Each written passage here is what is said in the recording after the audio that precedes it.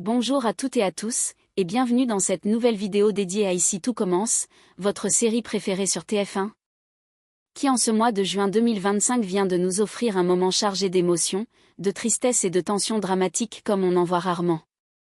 Aujourd'hui, c'est avec le cœur lourd que nous vous emmenons au cœur d'une intrigue bouleversante, qui marque sans doute l'un des plus grands tournants de l'histoire de la série depuis sa création. Car oui, Antoine Myriel, pilier emblématique de l'Institut Auguste Armand depuis le tout premier épisode, ne reviendra pas, ou du moins, rien ne laisse plus espérer un retour proche. Voire un retour tout court. Depuis quelques semaines, les téléspectateurs les plus attentifs avaient remarqué son absence. Jusqu'ici, rien d'anormal, des escapades en mer, des justifications scénaristiques discrètes, une pause bien méritée. Mais le 16 juin 2025, tout a basculé, le nouveau générique de la série est révélé, et pour la première fois, Frédéric Diefenthal y est totalement absent. Une disparition symbolique, presque glaçante, qui officialise en silence le retrait d'un personnage central. Mais ce n'est pas tout. Car derrière ce départ progressif se cache une douleur profonde, humaine, bouleversante. Une scène anodine, une simple erreur de colis, va révéler le véritable calvaire que traverse Antoine Myriel. Un burn-out, un effondrement intérieur, un homme brisé par les exigences de l'Institut, qui ne parvient plus à respirer, à vivre, à exister. Dans un colis destiné à Antoine, Lionel découvre un contrat de location et une lettre manuscrite. Il remet le tout à Souleymane, le fils du directeur adjoint. Et là, tout éclate. Au téléphone, Antoine avoue l'indicible. Il est parti. Loin, très loin. En Polynésie. Seul, sur son bateau. En rupture avec tout ce qu'il a construit, avec tout ce qu'il a aimé. Dans cette vidéo, nous allons plonger ensemble dans ce moment déchirant. Où l'on découvre un Antoine méconnaissable, en détresse, à bout de souffle. Nous verrons comment Souleymane, Rose, Clotilde et même Tessier réagissent à cette disparition. Comment l'Institut tente de continuer à fonctionner malgré le vide immense laissé par ce départ, et quelles rumeurs circulent déjà sur un potentiel second départ majeur. Un épisode qui mêle émotions brutes, fragilité psychologique, tensions silencieuses et décisions irréversibles. Préparez-vous. Car vous n'êtes pas au bout de vos surprises. Dans l'épisode d'Ici tout commence diffusé le mercredi 18 juin 2025, une scène en apparence anodine va faire basculer le quotidien de plusieurs personnages et révéler un mal-être profondément enfoui, celui d'Antoine Myriel, directeur adjoint historique de l'Institut, dont l'absence prolongée inquiétait de plus en plus les élèves comme les professeurs. Ce jour-là, Lionel et Thelma poursuivent leur activité parallèle de concept store. Un petit business improvisé qui leur permet de gagner un peu d'argent en réceptionnant et triant des colis pour les résidents de l'école. Alors qu'ils sont affairés à la tâche, Lionel tombe sur un colis adressé à Antoine Myriel. D'abord, Thelma s'oppose fermement à l'idée de l'ouvrir, question de respect, de vie privée. Mais la curiosité de Lionel est trop forte. Il cède. Et en ouvrant le paquet, le choc est immédiat. Son visage se fige. Ce qu'il découvre dépasse de loin ce à quoi il s'attendait. Le colis contient un contrat de location d'une place de parking, accompagné d'une lettre manuscrite. Ce n'est pas un simple courrier administratif. C'est une trace, un indice sur ce que traverse réellement Antoine. Déstabilisé, Lionel comprend que cette lettre n'est pas pour lui. Il referme précipitamment le paquet, le cœur lourd, et le remet à Souleymane, le fils du directeur adjoint. Souleymane, troublé, contacte aussitôt son père. Et au bout du fil, les mots tombent comme une pluie froide, Antoine lui avoue être en plein burn-out. La pression accumulée, les responsabilités, l'exigence constante de l'Institut, tout cela l'a broyé de l'intérieur. Il confie à son fils son angoisse panique à l'idée de remettre les pieds à l'école, son besoin vital de s'éloigner, de respirer, de se reconstruire loin de ce qu'il a brisé. Déjà parti pour une pause de 3 mois, il prolonge désormais son absence de 6 mois supplémentaires à Papeete, en Polynésie. Pour l'instant, il vit reclus sur son bateau, au large, au milieu des flots, loin des regards, loin des attentes. C'est là qu'il trouve un semblant de paix. Ce moment marque un tournant bouleversant dans la série.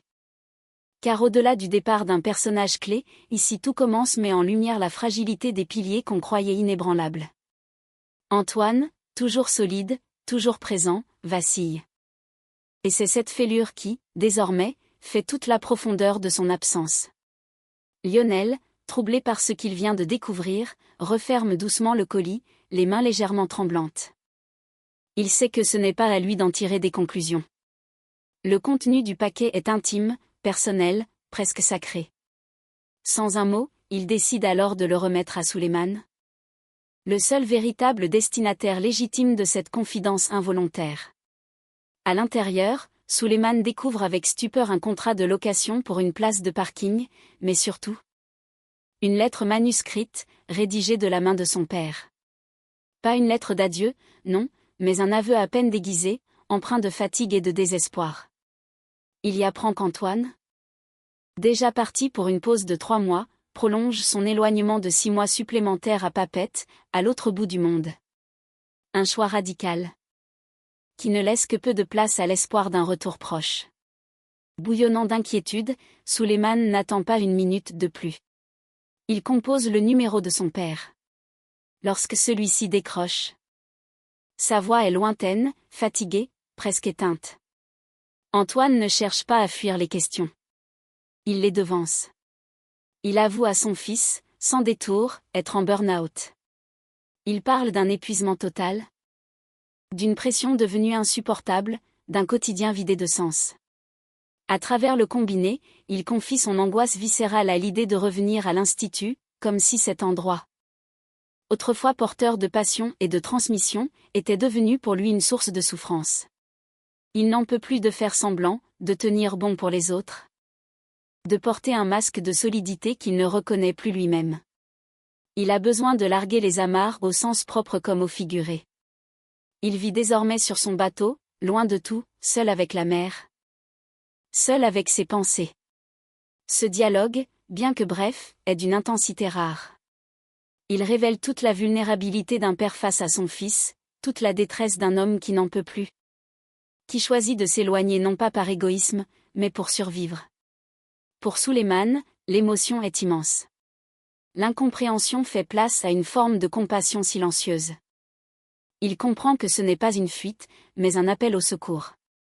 Et à travers ces quelques mots échangés sur les ondes d'un téléphone, c'est tout le poids de l'humanité d'Antoine qui s'exprime. Loin du directeur charismatique, loin du professionnel inébranlable. Juste un homme, à bout, qui cherche un refuge sur les flots. Ébranlé par les confidences de son père, Suleiman tente tant bien que mal de garder la tête froide. Derrière son calme apparent, son cœur vacille. Il comprend désormais que l'absence d'Antoine n'a rien d'un simple éloignement géographique, c'est une détresse profonde, silencieuse, que son père n'a su confier qu'au dernier moment. Heureusement, Lionel et Jim sont là. Leur présence, discrète mais solide, devient un véritable appui pour le jeune homme. Ils ne posent pas de questions, mais ils écoutent. Ils comprennent. Ensemble, ils forment un cocon de bienveillance où Suleiman peut exprimer ses doutes, sa peine, et surtout cette colère sourde face à l'impuissance. À ce stade, seul Tessier, actuellement en déplacement, est au courant de la situation d'Antoine. Le reste de l'institut continue de tourner, inconscient de cette souffrance en coulisses. Antoine, en choisissant de garder le silence, protège son image, mais aussi les équilibres fragiles de l'école. Pendant ce temps, Rose, son ex-compagne, reçoit un mail inattendu.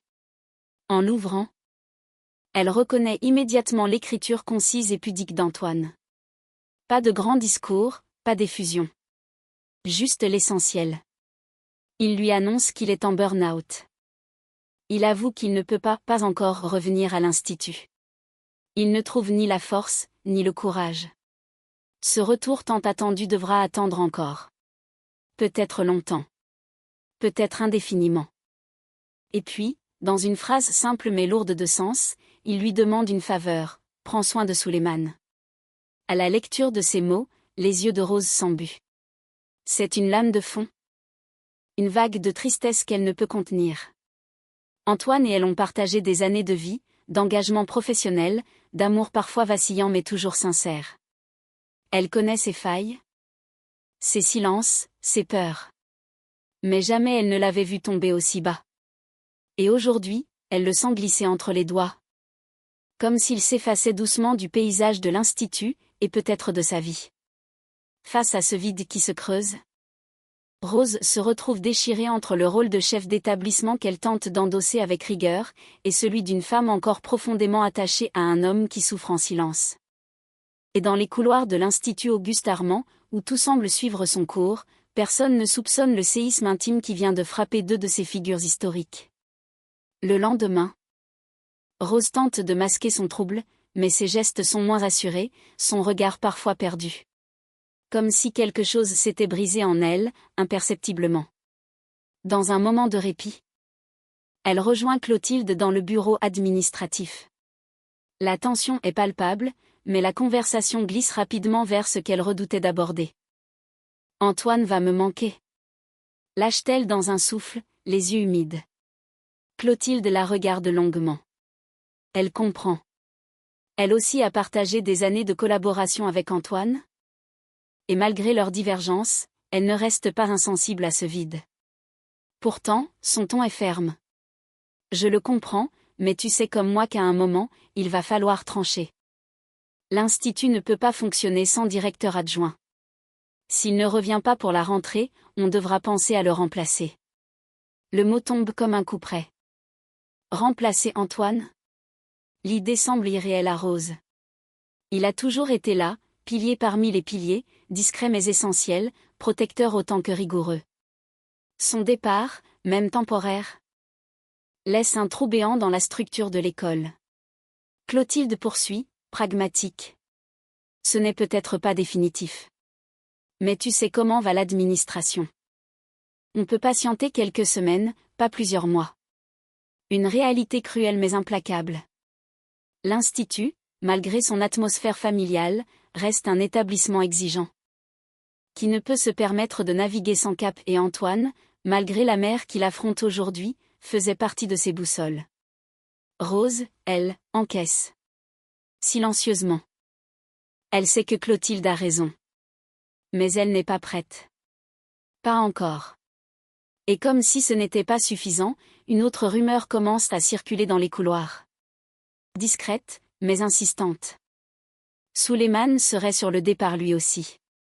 Certains évoquent un projet personnel à l'étranger, d'autres parlent d'un besoin de couper les ponts avec l'Institut. Trop chargé de souvenirs et de douleurs. Si cela se confirme, Rose risquerait de perdre les deux hommes les plus importants de sa vie en quelques semaines seulement. Son fils. Son ancien compagnon. Tous deux happés par un besoin de fuir, de se reconstruire ailleurs. Loin de l'exigence, loin du tumulte, loin des murs chargés de l'Institut Auguste-Armand. Et voilà. Ici tout commence vient de franchir un cap qu'on aurait préféré ne jamais voir arriver. Le départ d'Antoine Myriel n'est pas qu'un simple choix de narration. C'est la fin d'un repère, la chute d'un roc, la disparition d'un homme qu'on croyait inébranlable. Ce qui touche tant dans cette intrigue, ce n'est pas seulement l'éloignement géographique. C'est ce que cela révèle en creux, le poids du silence, le burn-out que personne n'avait vu venir, la solitude cachée derrière le costume impeccable du directeur adjoint. Antoine a choisi la mer pour guérir, pour respirer. Mais en partant, il emporte avec lui une part du cœur de l'Institut. Et son absence soulève 1000 questions, reviendra-t-il un jour ? Sera-t-il remplacé ? Et surtout, comment Rose va-t-elle tenir, elle qui pourrait perdre à la fois son ancien compagnon, et son propre fils ? L'avenir s'annonce incertain à l'Institut Auguste-Armand. Entre décisions administratives, émotions personnelles, et soupçons de départ pour Souleymane, c'est un véritable séisme intime qui vient d'ébranler les fondations de la série. Si cette vidéo vous a ému autant que cet épisode nous a bouleversés, n'oubliez pas de liker, de vous abonner à la chaîne pour ne rien rater de l'actualité d'ici tout commence. Et surtout de partager vos ressentis en commentaire. Ce que vous pensez du départ d'Antoine, ce que vous espérez pour la suite, et ce que vous ressentez face à ce vide laissé derrière lui. On se retrouve très vite pour un prochain épisode, car la série continue, et elle promet encore des rebondissements aussi humains que déchirants. D'ici là, prenez soin de vous, Et souvenez-vous. Parfois, même les plus forts ont besoin de disparaître pour se retrouver.